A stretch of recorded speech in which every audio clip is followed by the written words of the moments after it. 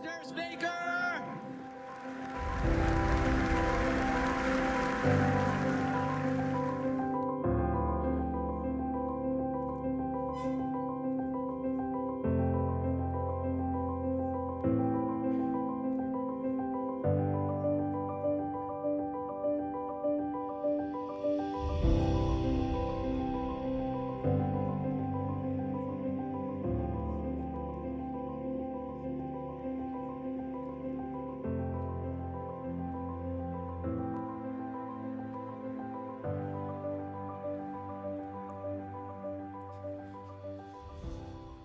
Morning, everybody.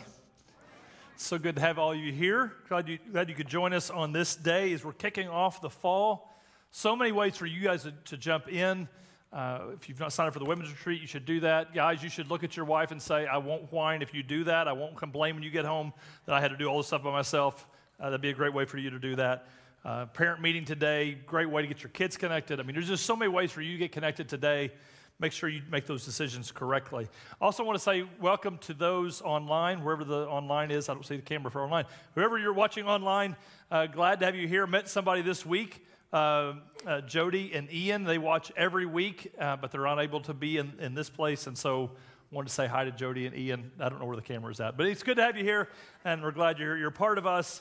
Today we're starting a new series called King Jesus, and we're going to look at what kind of answer the question during this political season, what would it look like if we placed Jesus not as president but as king? What if Jesus was king of our world, king of our life? What if he played a lead role in our country? What if he played a lead role in our world? And I think his platform would ruffle a lot of us, honestly. I think his platform will give us thoughts about how other leaders looking for power and what they want to do with their platform. More importantly, I think his platform should direct our daily lives, and we should be different people because of that. Now, good news, bad news. Good news for some of you, bad news for others. We're not going to talk a lot about Harris or Trump. So if that's what you're hoping for, I know that's not what we're going to do. So we're going to talk about Jesus a lot. We're not going to talk about Harris and Trump a lot. And we are going to talk about not so much what they should do, but what we got to do. And I think that's probably a different angle than maybe what you were expecting. So I want to let you know about that ahead of time. All right, put all that on hold we'll be back to that in a minute. Let me ask you a question. What is the biggest check you've ever written? By the way, I'm writing a check here in the background. It hit me first hour that I had my routing number and account number online for all the world to see. So I quickly added a little black box over that. So first hour is going to drain my checking account, but you guys can't, and the online folks can't either. And so, well done. But what's the biggest check? What's the biggest check you ever wrote? Probably none of us have written $1 million check. Voided that bad boy in a hurry. In fact, my wife said, when you get done writing and filming that thing, take it down here, bring it down here. We're going to shred it right now. So it's already shredded. It's gone. None of that. I bet most of us have not written $1 million check. You may have written a big check for a down payment on a house or buying a car, but $1 million check, I mean, what could you do with $1 million? You ever thought about that? Like, you've done that little mind game I used to do as a kid. Like, what would I do if I had all this money? Like, the practical things you could do with $1 million, the fun things you could do with $1 million, the amount of good you could do. I mean, $1 million is a lot of money. What if a foundation came to you and said, I want you to invest, to give away $1 million to do the most good for the most people that you can? Not for you, but for other people. What would you do if a foundation came to you and said, give away $1 million? And oh, by the way, you've only got an hour to do it. So in the next hour, give away $1 million. What would you do? Have you ever thought about something like that? Or like, what if after that hour, after you gave away the $1 million, and it hit me somewhere during first hour, like I feel like Dr. Evil, talking about all this $1 million bit, I feel like I need to bite my fingernail or something on that. So after you gave away the $1 million, what if the foundation said, all right, now next hour, do it again, another million, another hour, and then they hired you to spend your day that way. So 8 hours a day, you're giving away $1 million an hour, 40 hours a week for your career. That's what you're doing. Every hour in the office, you're giving away $1 million to people. It would start to get complicated, wouldn't it? Like, at the beginning with, I have a lot of places I could put $1 million. It would, the first few hours, first couple of days, I mean, I could have a good time with that, but it would start getting complicated. Like, I want to invest this money. Well, it's a lot of money. There's so many cool things you could do to help so many people, but it would start to get complicated a little bit. What if everyone, let me expand it again. What if everyone in this room had that career, giving away $1 million an hour, 40 hours a week for a career? That picture is the picture of American generosity. Every year, the equivalent of this room giving away $1 million an hour as their job, $557 billion are given away. And normally when people have to do this kind of thought exercise, they ask common questions like, what would you do with that? Or who would you support? Or how do you manage it? Or where does it go? And those are all great questions, vital questions. You should think through all of those if that was your job. But I want us to ask a more important question, not just if you have that job, but for all of us, and that is, why? Why do people choose to be that generous? Sometimes there can be self-serving motivations. Your accountant comes to you at the end of the tax year and says, you've got to give away this much money and it'll save you. You'll give away this much, but it'll save you this much. Like, you work with me here. Sometimes they can be self-serving. Sometimes a rich family says, I want to have my name up on the football stadium, or I want to have my name up on the science building, so I'm going to give a big check for that. But that's not the norm. Most of the 557 was purely given out of goodwill. So why do so many people give away so much of their hard-earned money to help other people? And a big chunk of the money, not all of it, but a big chunk of the money is given away to people that they may never meet. Somebody around the world that they've never had any contact with. They're not related to them. They don't know them. They may never meet them. Why is that true? We've come to accept it, but I think the why question is important. This picture is of a guy named Premal Shaw. He graduated from Stanford in 1998, took a senior role at PayPal, started making a whole bunch of money, stayed there for 6 years. At the end of his 6-year run, he resigned in 2004 and traveled to India for a 2-month trip where he volunteered with low-income women to take his online abilities, working at PayPal, and help them sell their handcrafted items online. And it was during that trip that he formed the idea for Kiva, which is a nonprofit he co-founded the next year in 2005. So Kiva, if you're not familiar, is a microfinancing company where individual people like you and me, just regular people, can loan money interest-free through Kiva to help low-income entrepreneurs around the world start businesses for themselves. So some lady in Uganda wants to start a basket weaving business, but that takes money. So you're helping them get started. Or a farmer in Haiti wants to begin to raise chickens, and you can invest in that to get them started. And as the business takes off, the loans get repaid, interest-free, and the lenders, once they get it all paid back, can either take their money back out and withdraw it back out, and they've done a good thing and moved on, or they can reinvest it with somebody else and help somebody else take off a business. And over the last 18 years, Kiva has helped over 5 million entrepreneurs around the world, all in low-income settings, with over $2 billion of capital, interest-free, to people they'll likely never meet. My question is why? We're so steeped in the ways of Jesus, we don't even stop and ask that question. Why would so many people give of their hard-earned money to help people they don't know and may never meet? I mean, when I just described Kiva, some of you probably were like me and thought, that's a great idea. I mean, that's pretty cool.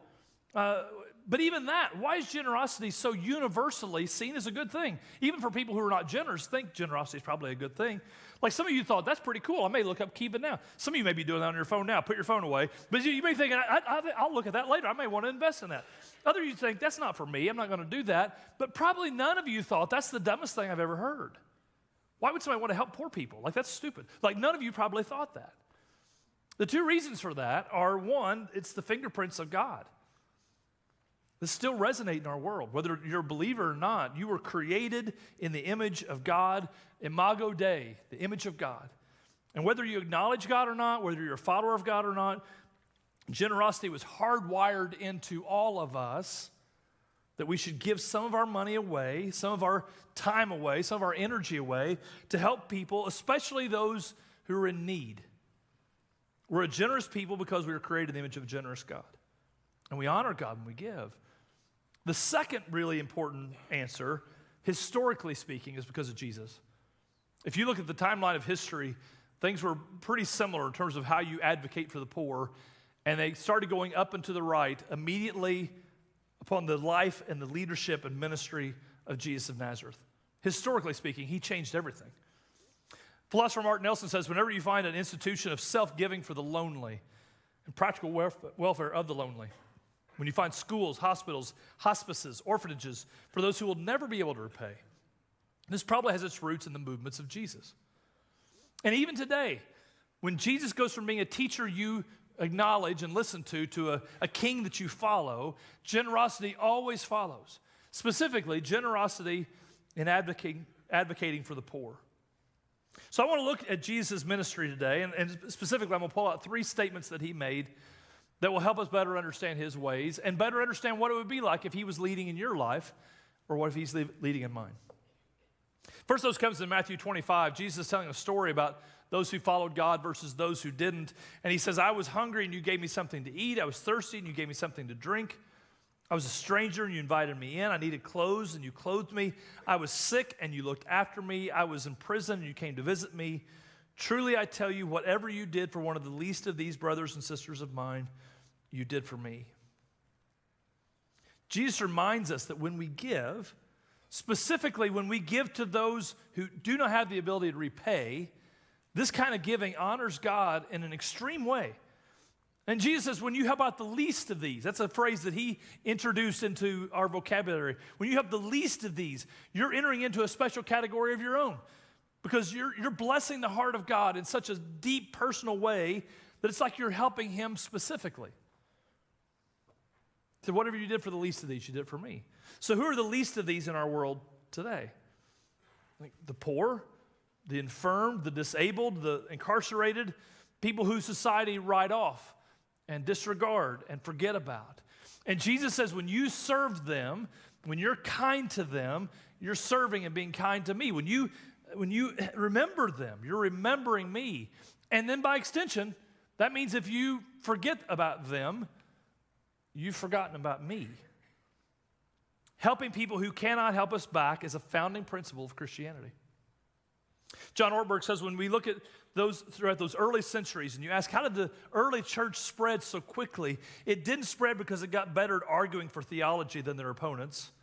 For the most part, it wasn't that they were able to out-talk other people. They created a community, a movement of generosity and compassion that the ancient world had not seen. And throughout the centuries, Christianity has distinguished itself, separated itself from other ways of life by the way that it cared for the poor and the sick and the dying. They believed in the value of human life, so they helped people in radical ways. And we've lost a little bit of that. We still have lots of it. We've lost a little. Consider the plague. During the 14th century, Europe was ravaged by the bubonic plague, and so many thousands of people died. Whole, thirds of a community or half a community would perish over the period of a couple of years from this very contagious plague. And even though scientifically, medically, they didn't understand exactly how contagion spread, they knew this guy gets sick, and then pretty soon those living with him get sick. And so they got really barbaric. If you came down with any kind of symptom of the plague, you were out of the home, you were out of the community, people shunned you and made you stay at a distance. You can go back and read. I mean, there's some horrifying stories of people, sometimes elderly, who couldn't care for themselves, who were just kicked out of their homes, kicked out of their lives because people didn't want to catch the plague. And I get it. But as those pushed people away, Christians drew them close. Christians would invite those people who had been kicked out of their homes to come and live in their home. They cared for the sick. They cared for the dying. Many of them caught the plague themselves in the process of that and paid for their compassion with their very life. But they chose to do it because of Jesus. Acts chapter 2 says all the believers were together and had everything in common. They sold property and possessions to give to anyone who had need, praising God and enjoying the favor of all the people. Christianity in those days enjoyed the favor of all the people. Sometimes the leaders pushed back, but the people loved them. Locals would be like, I don't agree with all their thoughts. I mean, they got some weird ideas about this Jesus guy and resurrection and life after death. That's weird. Their sexual ethic is really strict. I'm not sure I can go along with that. But man, I'm glad they're my neighbor because they're a great neighbor. I'm so glad they're in my community because they're making my community better. They're helping my kids. They're helping my life. Even today, it's become so commonplace, we're not shocked by it anymore. But a vast majority of orphanages, adoption agencies, universities, hospitals, all got their start because a group of believers in Jesus said, It's not okay that these kids don't have education, or it's not okay that sick people don't have health care, or it's not okay that orphans don't have parents to love them. And orphanages and hospitals and education was started by Christians. Our world is a better place, a different place, because of Christians who enjoyed the favor of all the people. This is foundational to Christianity. You know, sometimes people will, in modern day, they'll talk about a brand of a church. And I get a little sketchy about the brand of the church. Look what John Ortberg says. Compassion became the brand of this new religious movement. Not because it attracted such wonderful people, but because they understood from their founder, Jesus, that it was not an optional piece of equipment. Often today, churches will talk about the brand, and it's about their logo or the colors they use or the way they set up their stage, and that's all fine. Do all of that. I don't care. I get a little sketchy with that. What if the brand of Christianity was not any of that, but was this? We're going to care for people in such sacrificial, extreme ways. That's who we are. It's what we're about. I think we've lost some of this today.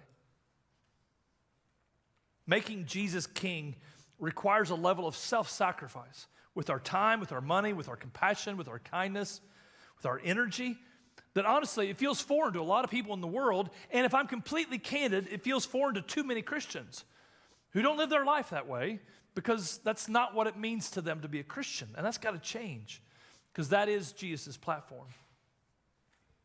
Let me give you a second verse. So you take care of the least of these, and in second, Acts 20:35, Jesus says, it is more blessed to give than it is to receive. This verse and other teachings like it mark a significant shift in the history of financial thought. The way that finances were viewed before that time and after became radically different because of Jesus. I mean, it's always been universally accepted that receiving is good. You didn't have to teach your kids or grandkids that receiving was good. I mean, none of you have had a conversation with the toddler saying, please, will you share less, be more selfish, focus on yourself, keep your own toys, don't let anybody like, you don't have to have, they do that on their own. They know how that works. Receiving is wonderful. They come out of the womb looking to be a good receiver. But giving, that's harder. Sharing, that's harder. We all like to receive, but Jesus here introduces a new category, the blessed giver. In fact, rather, it's the more blessed giver. It's more blessed receiving's great. Nothing wrong with receiving, but giving's even better, Jesus says. Now, if you look in the context of this, at first it seems a little bit unsettled, but then when you hear it, it's actually a little significant. It's in Acts chapter 20. Paul's coming to the end of his third missionary journey where he's traveled all over the known world. He's about to go to Jerusalem on his way to Rome. We studied this summer. He's about to leave the Ephesian elders, and he's standing there on the beach, and they're having this prayer time together, and they're all crying because they know Paul's about to die. He's going to go to Jerusalem, and they're going to kill him. Or if he gets out of Jerusalem alive, which he did, then he's probably going to get arrested and go to Rome, and they're going to kill him there. And that's what, in fact, happened. And so Paul understands, they understand, this is the last time we're going to see each other. And so they're crying for Paul, sad they're going to miss this man that they care about. Paul's wanting to make sure he gives all the last words they need to hear. I got to say it all right now. I got to make sure they hear it. And so he tells them to stand for the gospel. He says, you're facing terrible pressure. You got to stand for the gospel. And I think that's something we can identify with.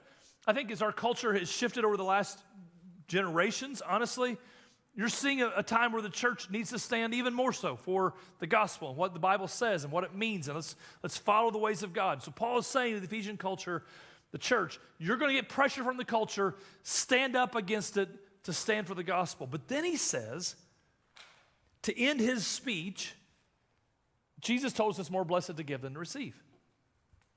And when you look at those, you think that doesn't make sense. Stand for the gospel, and remember, Jesus taught us more blessed to give than receive. That doesn't seem to go together. It's like a disconnect, but it's really not.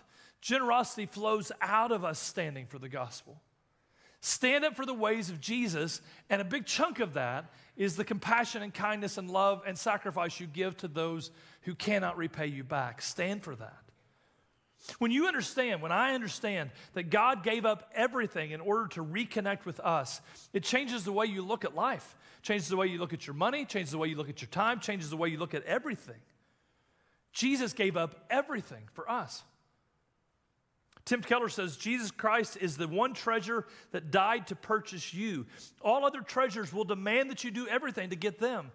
But Jesus Christ did everything to get you. I mean, think about it. If you want a great career, it's going to demand more from you. If you want a great house, it's going to demand more from you. If you want a great hobby, it's going to demand more from you. I play golf every 3 or 4 years. Not very good. Like apparently that goes together. I don't know. Like it demands more. If you want a robust social media presence, it's going to demand more from you. All the things that culture strives for demands more and more and more in return from you. Jesus is the difference. Jesus does that differently. Your career didn't sacrifice itself. Your company that you work for didn't give everything so that you could have a job. You know, the hobby that you love didn't sacrifice everything so that you could have a hobby. Jesus sacrificed everything so that you could have him. He's the only thing like that. I mean, what did Jesus not have when he was in heaven? He had the universe. He had a relationship with God, literally sat in the throne room of God. He had everything but us. And when he came to earth, he lost everything. In the manger, he lost his power. He lost his position. He lost his prestige. On the cross, he lost his Father, and he shed his blood, but he got us. Jesus traded it all in for you. Jesus traded it all in for me. We are the treasure, and he modeled for us through the gospel. The blessing comes not just from more receiving, that's great. Blessing comes from giving. And if you've ever done it, you know it's true. I mean, how many of you, I'm not going to ask for a show of hands, but how many of you have gone to serve the homeless or to work with jetpacks or to do a mobile food pantry or to go on a mission trip, and you come away saying, I think I got more from that than what I gave out? Because you know at a deep foundational level that giving's or receiving's great, but giving's just richer, it's just truer, it's just better. And that's a fingerprint left on you by the Creator himself. Let me sidestep this for just a minute. So time out on the flow of things. You know, when people consider faith, I know a lot of us here have been Christians a long time. A lot of us here are fairly new to faith. Some of us here aren't sure they believe any of this, and you're wrestling with all of that, and I'm so glad you're here. Let me just give you something to chew on. A lot of people, when they struggle with faith, they will have these objectionable issues. So, well, what about suffering in the world? Or what about Darwin and his ideas there, or scientific ideas there? Or what about like miracles recorded in the Bible? I'm not sure we see, whales swallowing people and whatever. Like they have these objections over here, and they go, I'm not sure I can believe in any of that because these objections. I'll just stay over here where there are no objections. But the reality is there's all kinds of objections over there too. Now, if you have these objections, I'd love to talk to you about them. That's a hobby of mine. But often, I think people will acknowledge these objections and just assume these aren't there, but they are. And this is one of the biggest ones. How is it, if there is no creator, if we're all just random accidents, how is it that selfish men and women universally believe that it's good to give resources away to help people that are not connected to, we're not related to, we don't even know? How does that make sense? Darwin doesn't explain that. I mean, if there is no God, our ancestors arrived at where they are because they got to the top of the genetic heap. We dominated other animals and civilizations to get to the top of the genetic heap. And then somehow, unexplained, universally and systematically, we all decided that selfishness that got us there wasn't the best way forward, and we would all look at ways to be kind and generous to those who were coming up behind us. Now, you can believe that, but you're making a huge leap of faith, and you just got to know that.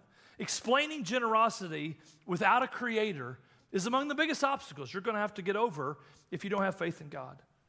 Because we all know that receiving's good, blessed, and somehow we also know that giving's better.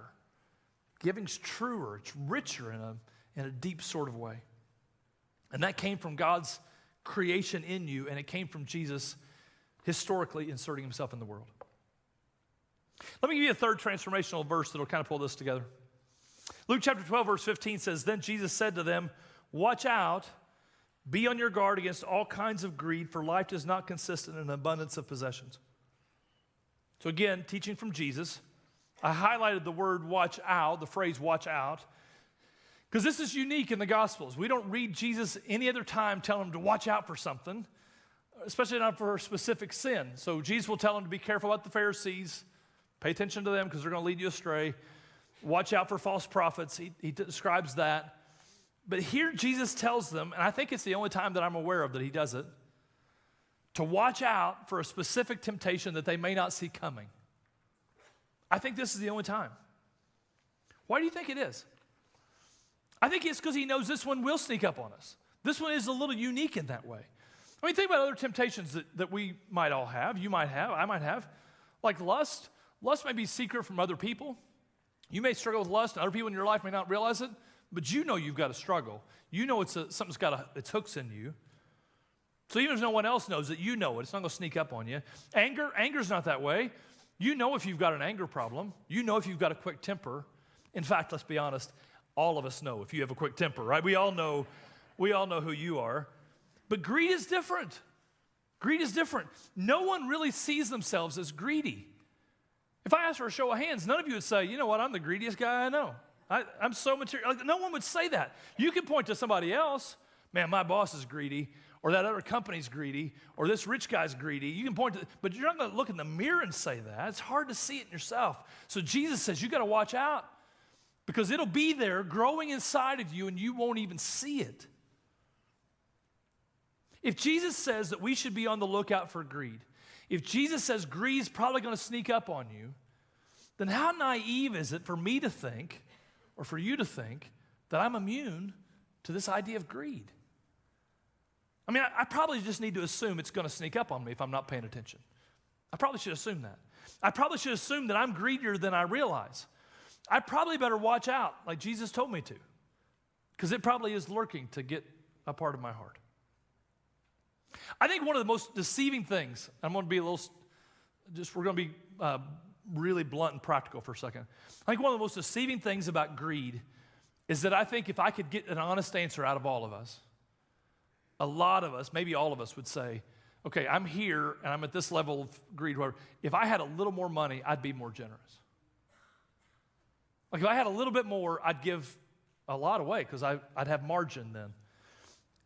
Factually, it's just not true. In fact, statistically speaking, there is an inverse connection between how much a person makes and how much they give away, how generous they are. The more they make, the smaller percentage of their income they give away. They may give away more money. You know, Elon Musk could give away a lot of money and be a very small fraction of his net worth or whoever. I'm not picking on him. Any really rich person could give away a lot of money. It'd be a small fraction. But the more money a person has, the smaller percentage of what they give away. They become greedier, honestly. Let me show it to you. So I did some studying this week. So if you look at, this is states. If you look at, there's 50 states there. If you look at the top 10 states, for some reason I put a green box on the top, just ignore that. If you look at the top 50 states, the 10 wealthiest states in our country, only one of them is among the most generous. But 4 of the top 10 wealthiest states are actually among the least generous. Number 41 to 50. They're the stingiest, the stingiest states in our country are also the wealthiest. By contrast, if you look on the bottom end of the 10 poorest states, none of them are stingy. None of them are among the top most stingy, but 5 of the poorest states are among the most generous. Completely the opposite of what you'd expect. Let's look from another direction. Of the 10 most generous states, only one of the 10 most generous states is wealthy. Maryland is number 10, but that's mostly from your tax dollars, so they better be ponying up. I think that all makes sense, right, that Maryland would give a lot of money back. They all got it from you, right? So that's fine. Only Maryland, and it's number 10, but 5 of the 10 most generous states are among the 10 poorest states in our nation. And of the 10 most stingy states, none of them are poor, but 4 of them are from the wealthiest of all. It's completely the opposite of what you would expect. This is consistently true. I looked at all 50 states from both directions. I spent probably an embarrassing amount of time looking at this. It's kind of fascinating. There's only one outlier of the 50 states into what I'm telling you here, and that is West Virginia. They don't have any money, and they're not giving any of it to you. Like West Virginia is a unique bird. Although if you've met anybody from West Virginia, you know they're a unique bird. That's all fine. But outside of West Virginia, this is a completely inverse connection. The more money you make, the less generous you are. It's just consistently true. And the less money you have, the more often you're willing to give it away. And that should really, really, really be concerning to us, since Jesus said to watch out because greed's going to sneak up on you. And because right now you're sitting in the 7th wealthiest county in the richest nation in the history of the world. And since Jesus said it's more blessed to give than receive, that should really be freaking us out. We have to watch out because it's going to sneak up on us and we won't see that it's happening, and pretty soon we'll be consumed by it. So how do you do that? Is that just me wagging my finger at you, or is there some answer to it? Well, Jesus tells us. Luke chapter 12, verse 15, we read it a minute ago, says, "Then Jesus said to them, watch out, be on your guard against all kinds of greeds, because life does not consist in an abundance of possessions." The best way to push back against greed is to remember that your life is not found in an abundance of possessions. And that's a tricky one for me, because I have all kinds of possessions I would like to add to my list to make my life better. And that apparently is not the full picture. If we're not careful pushing back, our stuff will overtake our life. Ken Fryer said people don't make a plan to be selfish, they just don't make a plan to be generous. And Jesus is saying you've got to be intentional about pushing back your stuff. And today is more true than ever, because how many millions and millions of dollars are spent pushing stuff into your life? Ads on your television, ads on your phone, ads on social media. Constantly, companies are trying to push that into your life. If you're not pushing back, it's going to overtake you. You have to push back against greed and materialism, all the stuff. And when you do, even just a little bit, you're revealing God's fingerprints in your life. And when you do, you're declaring that the one true king of your soul is Jesus of Nazareth, who came and changed the entire world's financial system and declared to us that it was better to give than receive. Viktor Frankl, if you're not familiar with Viktor Frankl, he's a fascinating man. He's one of the leading thinkers in the field of psychology, especially over the last 100 years. You know, many of his most significant discoveries weren't in a classroom or a laboratory or a think tank. They were actually during his time at Auschwitz. Frankl was Jewish, and he was taken into Auschwitz. Several of his family members were taken to Auschwitz. His dad, I think, died in a different concentration camp, or his mom. One was in Auschwitz, one didn't, but the other one died. I mean, he's seen some stuff. And Frankl noticed prisoners who died quickly amidst the pressure of Auschwitz versus prisoners who were able to last a long time, including himself. And Frankl realized that it's a little bit opposite of what you would think. Prisoners who came in determined to save their lives. I'm going to look out for number one. I'm going to hoard my food. I'm going to take care of myself. I'm going to do whatever it takes to take care of me. They were the ones who died quick. The ones who survived were the ones who had a purpose outside of themselves. Those who were living for something bigger than themselves. They endured the struggles of Auschwitz the very best. After the war, Frankl invented what's now called logotherapy, which has helped millions of people by finding that life has its greatest meaning when we look for something outside of ourselves. And Frankl's totally right. I don't know if he understood the roots of it or not, but he's totally right. His roots of his idea came from another Jewish thinker who lived long before World War II, who said crazy things like, "The greatest among you will be the servant of all." Who said crazy things like, "To find your life, you've got to lose it. And if you lose your life for my sake, you'll find real life, true life." Who said crazy things like, "Whatever you do for the least of these, you've done it for me." Jesus changed the history of everything. And there's few places that it's more obvious than this idea of advocating for the poor. So I want to call you to demonstrate your faith. I want to call me to remind me to demonstrate my faith by believing Jesus when he says these things, because I'm not sure we do. I'm not sure I do. I want us to believe Jesus when he says it's more blessed when you give than when you receive. Would you believe that? Is that just a nice bumper sticker, or is that something that's true? Because Jesus lived it all the way to the end of his life. He demonstrated that that was true. He declared that it was true. Do you believe that? Do I believe it? Do our lives back that up like his life did? Or when Jesus said, "Whatever you do for the least of these, you've done for me." Do I believe that? Do you believe that? Jesus' life demonstrated that. Does ours? Does our life back that up when we say we believe it?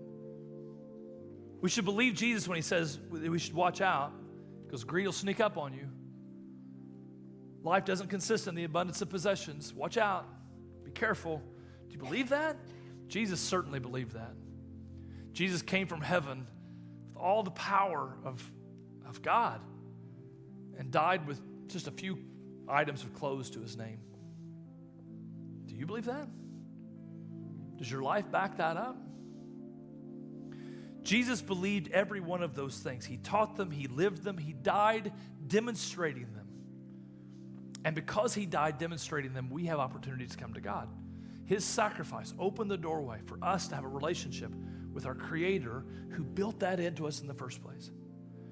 And if you surrender your life to Jesus, if you begin to follow his path, you're going to notice more meaning in your life. You're going to notice more purpose, more forgiveness, more life, honestly, because his way of life is better.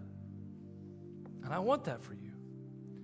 And if you surrender to Jesus, you're going to find that he comes in and accepts you right where you are with all your mistakes and all your flawed thinking, all of my flawed thinking. He loves you where you are, and he forgives you for all that junk that you've built up and acquired, the mistakes you've made. And then over time, if you'll allow him to, he'll turn your life upside down, but in a good way. And when you get to the end of that, you'll look back and not even recognize some of the motivations you had before, but they're better.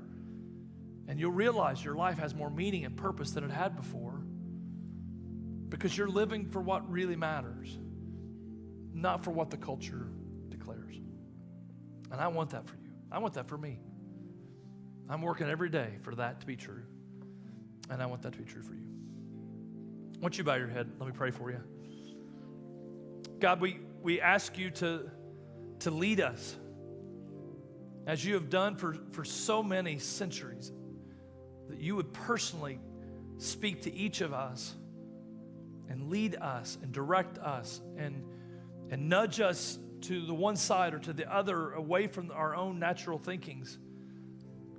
And we would see the value in every human life, and we would see the crisis that so many are facing and look for ways for us to be an answer to that, to their prayers.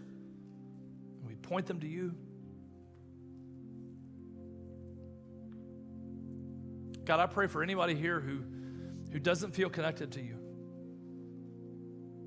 Maybe they got some junk in their life they're trying to work through that somebody else has done to them and they're in pain, or maybe they've done and they feel guilty about that. Lord, you're the answer to the healing of their soul. And I pray they would sense that. I pray they'd sense this is a safe place to be real about whatever that is. And then, God, I pray that together we would all devote ourselves to being your hands and your feet, living your ways of life in a very needy place. And that our smiles and our kindness and our sacrifice would literally change the world. We thank you, Lord, for Jesus and what he's done, for who he is, for his leadership in our life, and we pray now in his name.